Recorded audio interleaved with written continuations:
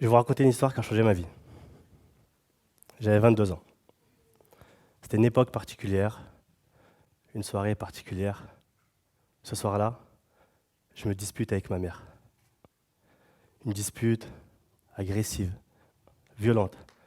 Agressive et violente par les mots, mais tout de même très très forte. Bien sûr, quand on est dans cet état, on voit rouge, on perd toute lucidité. Et donc forcément, trop de fierté, trop d'ego pour aller s'excuser, pour demander pardon à ma mère qui, elle, avait tout donné pour moi.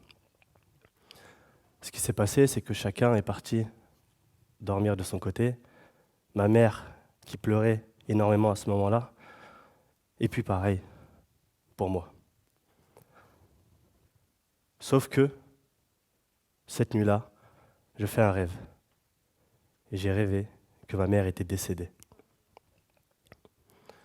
Et vous voyez, quand vous rêvez les choses, vous avez vraiment l'impression que ces choses se sont déroulées. Vous avez vraiment l'impression que ces choses se sont passées. Donc je me réveille en pleurs, en imaginant que ma mère n'était plus là. J'ai vraiment ressenti ce que ça faisait de perdre sa mère. J'avais les yeux gonflés, je cours dans la chambre, je me cogne un peu contre tous les murs parce que je n'arrivais plus à voir en fait ce qu'il y avait en face de moi. Et je toque dans la porte. Ma mère, je lui parle en arabe, je lui dis Maman, washkin hana, la baisse. Elle me dit oui. Ashkin Waldi, oui, ça va très bien mon fils. Qu'est-ce qu'il y a? Et là, la pression elle descend. Elle était encore là. J'avais encore l'opportunité de me rattraper, de m'excuser et de la rendre heureuse aussi. Donc là, je cours dans la salle de bain. Cette fois-ci, plus pour la même raison. Je cours parce que j'étais heureux d'avoir ma mère qui était encore présente avec moi. Et elle me rejoint, bien sûr, parce qu'elle ne comprenait pas ce qui se passait. Donc je lui dis, maman, excuse-moi pour tout ce que je t'ai fait. C'est vrai qu'on pense toujours au futur et on oublie le présent. On est toujours focalisé sur ce qu'on n'a pas, finalement. On oublie très souvent ce qu'on a dans notre quotidien. Et c'est là le message que j'ai envie de vous faire passer aujourd'hui. C'est que la réussite, c'est un état d'esprit.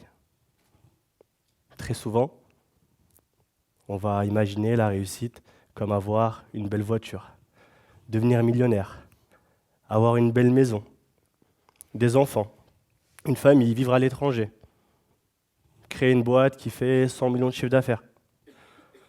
Et cette réussite, on va toujours la comparer à notre présent. Sauf que lui, notre cerveau, ne fait pas la différence entre le réel et l'imaginaire. Mais à partir du moment que vous allez être dans l'imagination, vous allez créer des scénarios dans votre tête que vous allez comparer à votre présent actuel qui va perdre de sa valeur. Et donc forcément, le présent n'a plus de place dans votre vie. Parce que vous êtes focalisé, comme je le disais tout à l'heure, sur ce que vous n'avez pas. J'aime bien cette citation d'Albert Camus qui dit que tout le malheur de l'homme vient de l'espérance. Ou encore, tout le malheur de l'homme vient du fait qu'il se compare. Sauf qu'initialement, cette citation était faite pour des comparaisons vis-à-vis des autres.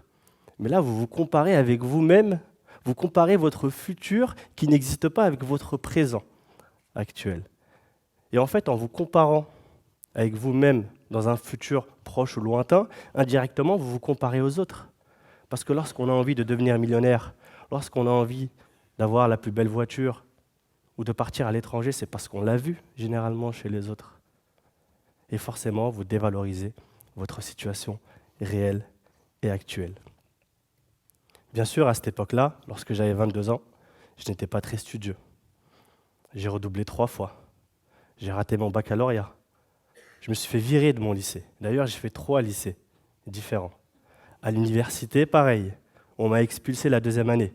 Il faut être fort pour se faire expulser à l'université quand même. Un endroit où on nous laisse tranquille, normalement. Mais j'ai pris conscience, après ce jour, après ce déclic, que la réussite, c'était le présent et que j'allais l'incarner. Alors bien sûr, le travail, l'envie, la motivation, mais j'avais conscience de ce que j'étais aujourd'hui et conscience de la chance que j'avais aujourd'hui. Donc bien sûr, on va toujours rencontrer des difficultés, des épreuves, des barrages, des barrières, des hauts et des bas. Mais tout ça faisait partie de ma réussite. J'estimais que j'avais déjà réussi, en fait. Alors, je voulais travailler dans les ressources humaines. Je n'ai pas trouvé, mais ce n'était pas grave. J'estimais que j'avais déjà réussi. Ensuite, j'ai testé contrôleur de gestion. Aucune entreprise ne m'a appelé, mais ce n'est pas grave. J'estimais que j'avais déjà réussi. J'ai fini à être en master en ingénierie d'affaires dans le monde des hautes technologies. J'ai rejoint des belles entreprises internationales. Et puis ensuite, j'ai décidé de quitter mon CDI pour créer ma propre entreprise et ensuite ma propre école, afin d'impacter encore plus le monde sur cet esprit-là. Et ça, c'est le message que j'ai envie de faire passer. Bien sûr, on n'a pas toujours conscience des réalités. Bien sûr, après un long passage, c'est toujours facile de parler. Mais lorsqu'on retrace son chemin, on se rend compte que parfois, un mal peut être un bien pour nous. Et donc, ce passage avec ma mère a totalement bouleversé ma vie.